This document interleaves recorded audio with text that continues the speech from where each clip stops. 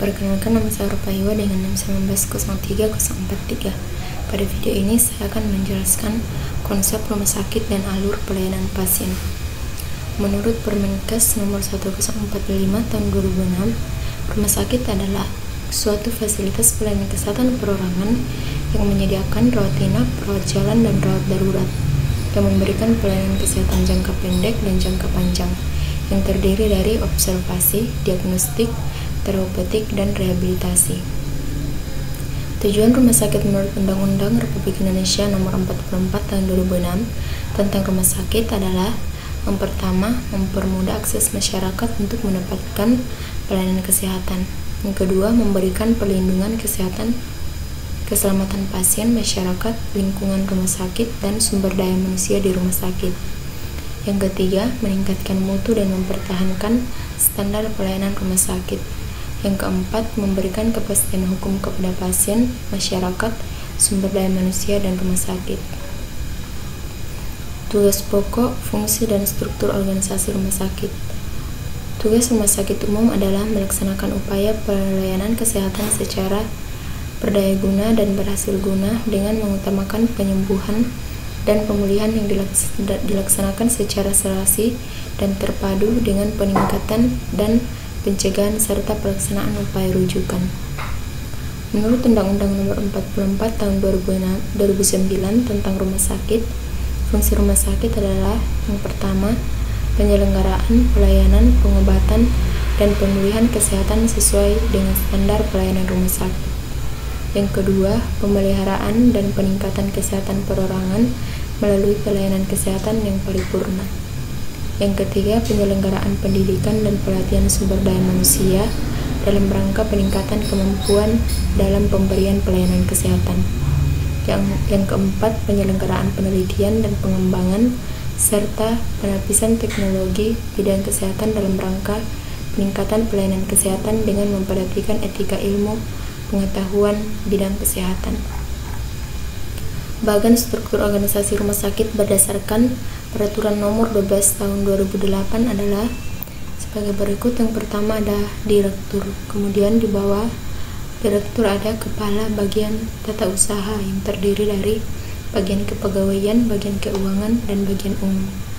Kemudian di bawah bagian tata usaha ada kelompok jabatan fungsional, dan di bawah jabatan fungsional ada kepala bidang penunjang yang terdiri dari seksi penunjang medis dan seksi penunjang non-medis. Kemudian di bawah kepala bidang penunjang ada kepala bidang penunjang, ada seksi pelayanan dan seksi keperawatan. Rincian tugasnya: direktur mempunyai tugas pokok memimpin, menyusun kebijaksanaan, membina, mengordinasikan dan mengawasi serta mengendalikan pelaksanaan tugas di bidang rumah sakit. Yang kedua, bagian tata usaha mempunyai tugas pokok menyiapkan perumusan kebijakan teknis, pembinaan, pelaksanaan program keuangan, kepegawaian, diklat, umum, hukum, hubungan masyarakat, organisasi, serta pengkoordinasian perencanaan dan pelaporan di lingkungan rumah sakit. Yang ketiga, di bidang pelayanan mempunyai tugas pokok menyiapkan perumusan kebijakan umum dan teknis, pembinaan, pelaksanaan, pengelolaan kegiatan seksi pelayanan medis dan seksi pelayanan keperawatan. Yang keempat, bidang penunjang mempunyai tugas pokok menyiapkan perumusan kebijakan umum dan teknis, mengembangkan, mengkoordinasikan, mengawasi, membina, mengendalikan pelaksanaan dan pengolahan kegiatan seksi penunjang medis dan seksi penunjang non-medis. Kelima, kelompok jabatan fungsional mempunyai tugas melaksanakan sebagian tugas rumah sakit sesuai dengan bidang keahliannya. Selanjutnya itu alur pelayanan pasien di rumah sakit. Yang pertama, alur pelayanan pasien rawat jalan, di mana pasien datang dan akan melakukan registrasi, dan jika dia pasien BPJS maka akan mempersiapkan syarat. Yang pertama, kartu BPJS, kartu rujukan, dan KTP. Kemudian akan melakukan pemeriksaan awal atau screening, dan jika dia kasus emergensi maka akan langsung ke pelayanan IGD. Jika tidak, akan melakukan pemeriksaan tindakan atau pemeriksaan penunjang. Selanjutnya, jika dia rawat jalan, rawat inap, maka akan ke TPPRI, pendaftaran pasien rawat inap. Dan jika dia rawat jalan, maka akan mendapatkan resep obat.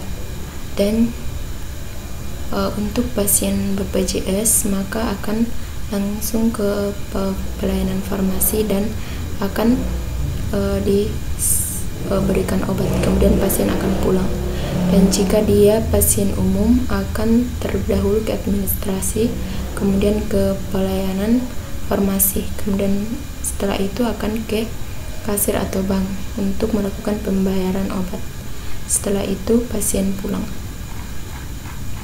Selanjutnya, alur pelayanan rawat inap, di mana pasien masuk, kemudian melakukan pendaftaran di PTPP dan dengan membawa kartu identitas, surat rujukan, surat pengantar atau permintaan rawat inap.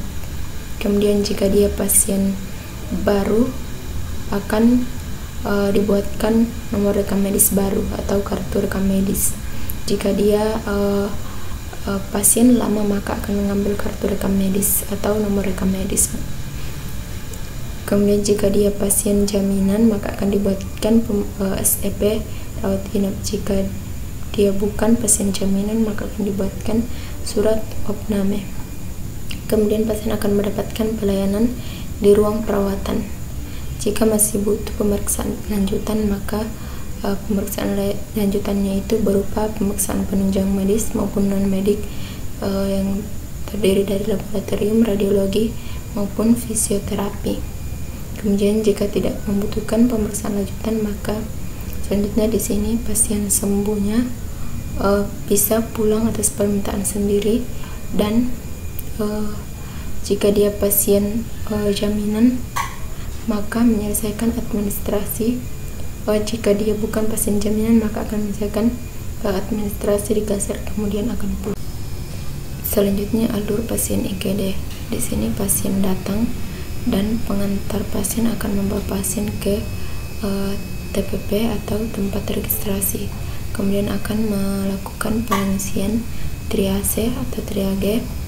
Dan jika dia pasien non emergensi, akan melakukan pemeriksaan dokter, pemeriksaan penunjang, lab, radiologi, dan lain-lain. Kemudian pasien akan ke apotik dan melakukan pembayaran di kasir. Kemudian pasien pulang dan bisa melakukan kontrol rawat jalan. Kemudian jika dia emergensi, akan melakukan pemeriksaan dokter, resusitasi, pemeriksaan penunjang, lab, radiologi, dan lain-lain, dan tindakan khusus. Kemudian pasien akan ke kamar operasi dan melakukan selanjutnya akan melakukan observasi. Jika observasinya tidak stabil, maka otomatis pasien akan meninggal, dan jika pasien meninggal akan dibawa ke kamar jenazah. Kemudian jika observasinya stabil, maka akan ke admisi. Dan jika dia rawat inap dan memburuk, maka akan ke ruang intensif. Dan otomatis di sini ke ruang intensif juga akan pasien meninggal. Kemudian jika di ruang rawat inap dan membaik, maka pasien akan melakukan pembayaran di kasir, dan kemudian pasien pulang dan juga akan melakukan kontrol rawat jalan. Demikian video dari saya, kurang dan lebihnya mohon dimaafkan, dan terima kasih.